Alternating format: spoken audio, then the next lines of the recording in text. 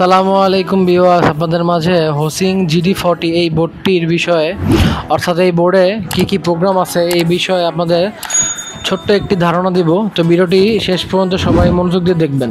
ধন্যবাদ। প্রথমেই আমরা দেখব নিডল আপ ডাউনের অপশনটি। সেটা হচ্ছে এস বাটনটি প্রেস করলে নিডল উপরে নিচে করা যাবে। তো এরপরে আছে আমাদের P0তে আছে আমাদের স্পিড। তো স্পিড P0তে থাকবে 1 থেকে 70 অর্থাৎ 1 থেকে 70 পর্যন্ত থাকবে। তো আমরা এটা প্রয়োজন মতো বাড়িয়ে কমিয়ে নেব। তো এগুলো নিত্য প্রয়োজনীয় প্রোগ্রাম যেটা আমাদের মেকানিক ভাইদের সচরাচর কাজে লাগে। এরপরে আমাদের এই বোর্ডটি GD40 বোর্ডটি কীভাবে রিসেট করা যায় সেটা দেখব। তো রিসেট করতে আমরা P বাটন প্রেস করে চলে যাব FL-এ N থাকলে সেটাকে Y করে দেব। Y করে দিলে এখানে রিসেট হয়ে যাবে। তো ভিডিওটি সবাই শেষ পর্যন্ত দেখবেন, কারণ শেষ পর্যন্ত না দেখলে আমরা কি প্রোগ্রাম এখানে দেওয়া আছে সেটা বুঝবো না। এরপরে যাব PH-এ।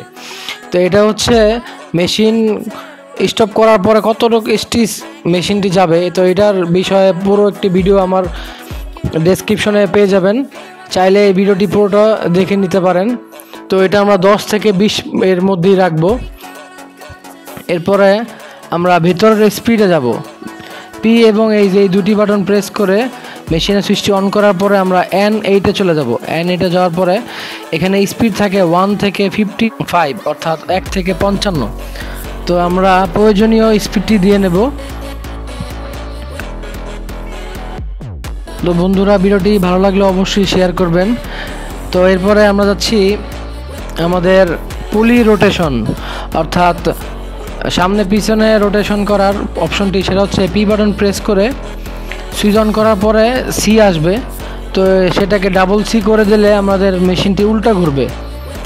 এরপরে আবারও মেশিনটি অফ করে P বাটন প্রেস করে অন করলে ডাবল C-কে একটি C করে দিলে আমাদের মেশিনটি আবার ঠিক আগের রোটেশনে চলে যাবে। ভিডিওটি ভালো লাগলে অবশ্যই শেয়ার করবেন।